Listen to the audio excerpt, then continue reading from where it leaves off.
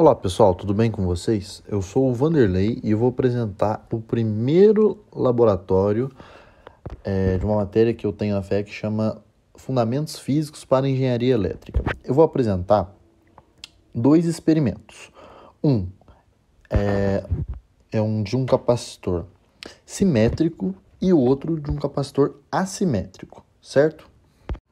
Então, pessoal, o primeiro experimento é o capacitor simétrico. E como ele funciona? Primeira coisa que a gente fez nesse experimento, a gente pegou um capacitor com medidas conhecidas e mediu ele no multímetro para saber as características dele para forma comparativa com relação às outras medidas desse experimento, certo? Pois bem, a gente variou 3 dielétricos. O que é um dielétrico, você me pergunta? Dielétrico é uma camada, é uma certa largura, que ela é uma forma de você medir a capacitância e o fator de dissipação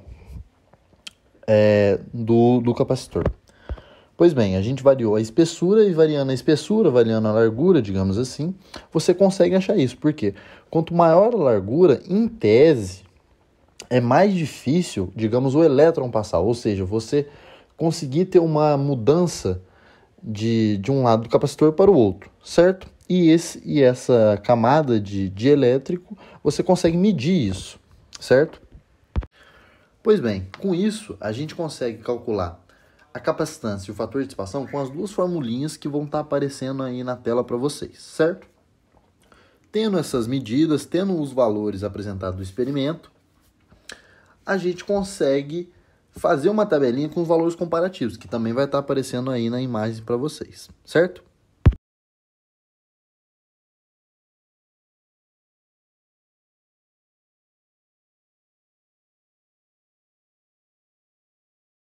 No próximo experimento, vamos mexer diretamente com resistências. 3 modelos para ser mais exato.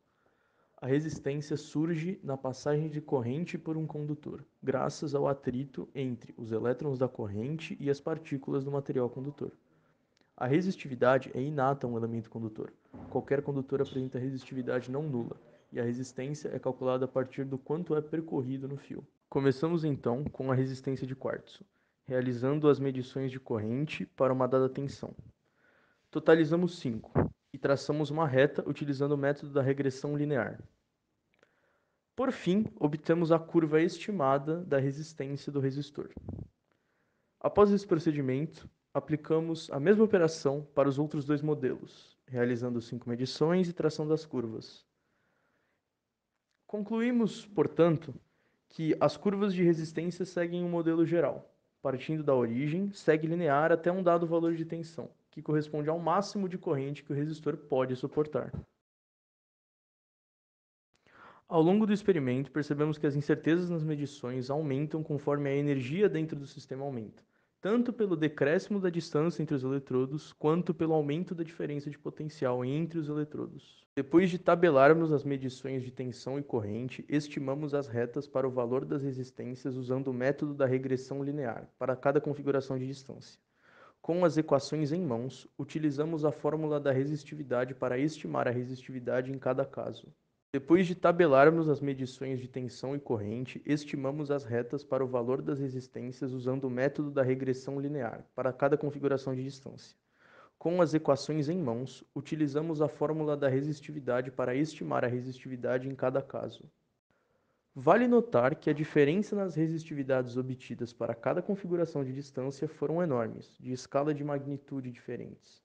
Isso ocorre principalmente devido à presença de compostos iônicos na água, que criavam bolhas na superfície do eletrodo e interferiam na passagem dos elétrons. Essa diferença aumenta conforme a energia dentro do sistema aumenta, já que há mais energia sendo dissipada para reações químicas e mais bolhas impedindo a passagem de corrente.